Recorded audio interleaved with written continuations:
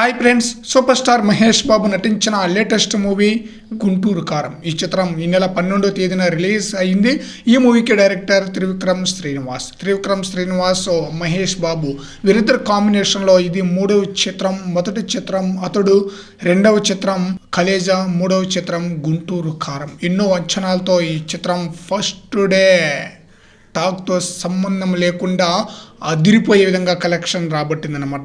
80 కోట్ల వరకు gross collection రాబట్టి తన సత్తా ఏమిటో నిరూపించుకున్నారు. టాలీవుడ్లోనే కాదు, ఓవర్సీస్లో కూడా అదిరిపోయే విధంగా కలెక్షన్స్ రాబడుతుంది గుంటూరు కారం మూవీ. యుఎస్ఏలో ఇప్పటికే $2 మిలియన్ల ప్లస్ డాలర్లతో దూసుకుపోతుంది.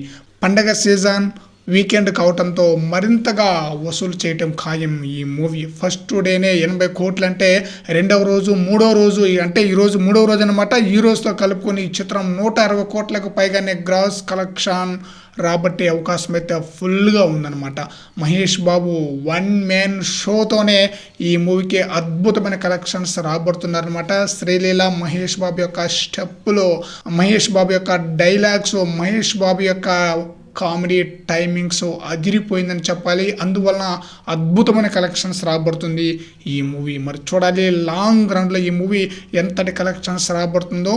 యూఎస్లో మరింత కలెక్షన్స్ ఖచ్చితంగా రాబట్టడం ఖాయం. మరి చూద్దాం టోటల్ రన్లో ఈ మూవీ ఎంతవరకు కలెక్షన్స్ వసూలు చేస్తుందో.